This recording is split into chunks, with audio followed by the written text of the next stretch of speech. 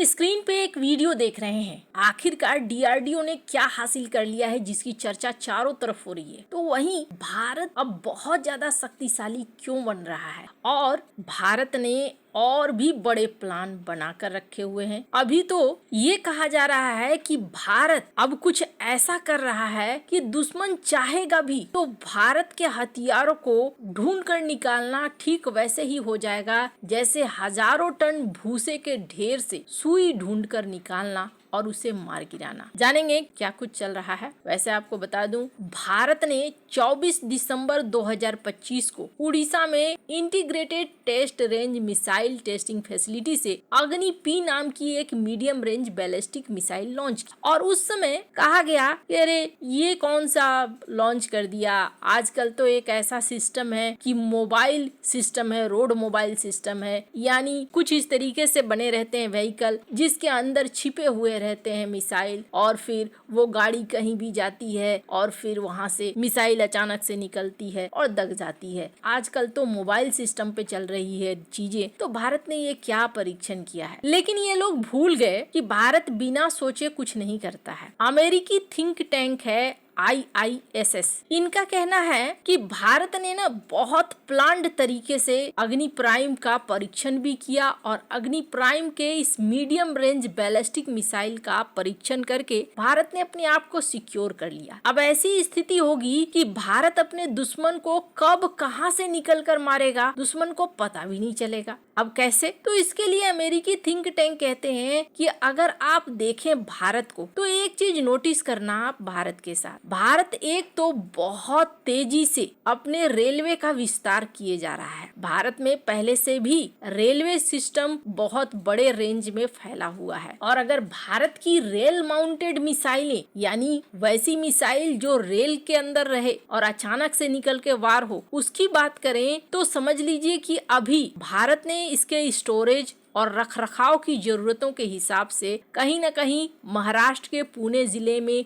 देहू में 4 rail mounted retractables rail mounted shelter भी है। देहू में 4 रेल माउंटेड शेल्टर भी है जो लंबाई और बाहरी विशेषताओं को कुछ इस तरीके से डिजाइन किया गया है कि भारत इसका इस्तेमाल बहुत अच्छे से कर सके। कहा जा रहा है इसके अलावे नॉर्थ ईस्ट में भी भारत ने कुछ इस तरीके के डिजाइन बनाकर रखे हुए हैं जहां पर भारत का रेलवे सिस्टम पहुंच रहा है या पहुंच चुका है। अब अगर भारत इन रेलवे सिस्टम का इस्तेमाल करे, अपने रेलवे ट्रैक का इस्तेमाल करे, तो भारत का कोई भी ऐसा कोना नहीं है जहां अब रेलवे नहीं पहुंच रहा है। इसलिए भारत आराम से इसका इस्तेमाल कर सकता है और आराम से कहीं पर भी दाग सकते। अगर अग्नि प्राइम की बात करें तो क्या विशेषताएं हैं? पूरे एशिया और यूरोप के कुछ हिस्सों तक मार करने की क्षमता है। सील बंद कनस्तर में रहने की वजह से लंबे समय तक इसे स्टोर करना संभव है। लॉन्चिंग रैंडम होने की वजह से दुश्मन के लिए इंटरसेप्ट करना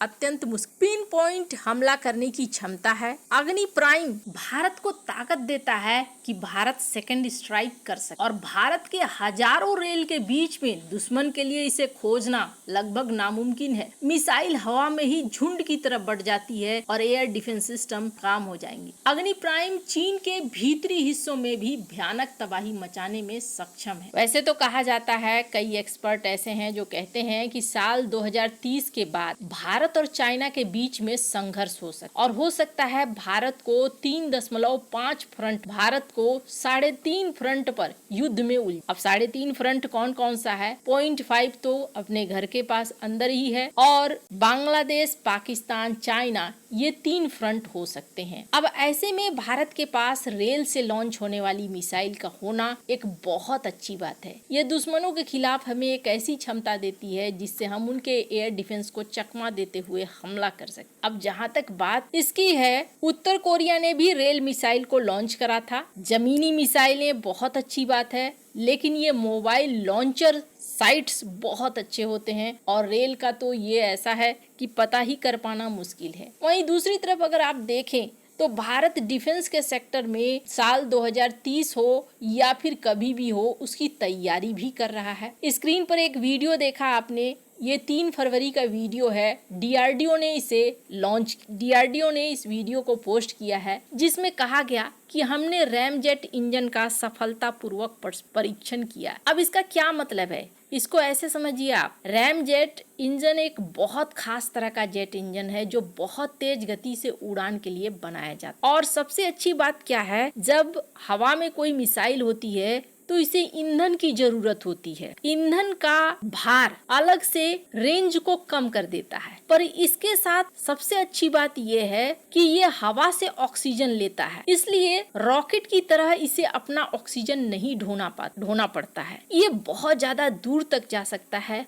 और हल्का रहता है। सबसे अच्छी बात क्या है, जब आप हाइपरसोनिक मिसाइल को देखते हैं, हाइपरसोनिक मिसाइल बनाने के लिए एक तो हाई स्पीड भी चाहिए और बहुत लॉन्ग रेंज भी चाहिए। ऐसे में रैमजेट इंजन बहुत बड़ी मदद करता है। ये समझ लीजिए एक बहुत बड़ी छलांग है। साधारण लोग भले इस टेक्निकल चीज को न समझ पाए, बस इतना समझ लीजिए कि सबसे बड़ी चीज ये है कि अब भारत मिसाइलों के मामले में इतना आत्मनिर्भर हो चुका है कि दुश्मनों को काउंटर करना भारत के लिए आसान हो जाएगा दिन प्रतिदिन। वैसे भारत के वैज्ञानिक ने कहा था अगले 10 साल में हम ऐसी मिसाइलें बना लेंगे जिन मिसाइलों का कोई तोड़ नहीं होगा। और जहाँ तक बात है भारत सरकार की, तो एक चीज देखने को मिल रहा है, फर्स्ट पोस्ट की इस रिपोर्ट को देखिए, भारत डिफेंस में ज्यादा से ज्यादा पैसा लगाएगा। ये पीएम मोदी के इकोनॉमिक एडवाइजर कहते हैं कि भारत अभी और पैसा लगाएगा। ये देखने को मिला भी कि भारत ने डिफेंस बजट में काफी बढ़ोतरी की है।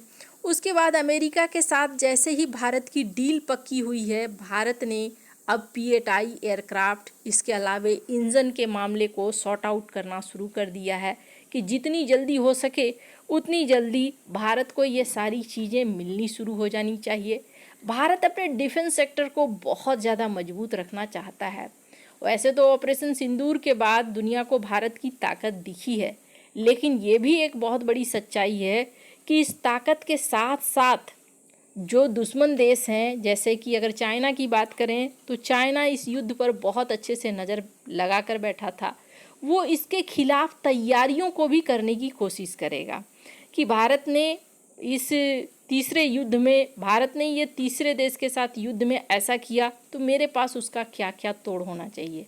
सबके लिए सीखने की बात हो जाती है। जैसे रूस यूक्रेन युद्ध से बहुत सारे देश सीखते हैं कि क्या करना चाहिए, रियल युद्ध में क्या क्या हो सकता है। तो ऐसे में भारत लगातार अपने डिफेंस सेक्टर को अपग्रेड करता जा रहा है, जो बहुत ही ज़्यादा ज़रूरी था। वैसे आपको क्या लगता है, क्या भारत अपने डिफेंस सेक्टर पर ठीक से ध्यान दे पा रहा है? अब तो बहुत सारे देशों से भारत को कॉन्ट्रैक्ट भी मिलने शुरू हुए हैं। कमेंट कर अपनी राय जरूर बताएं।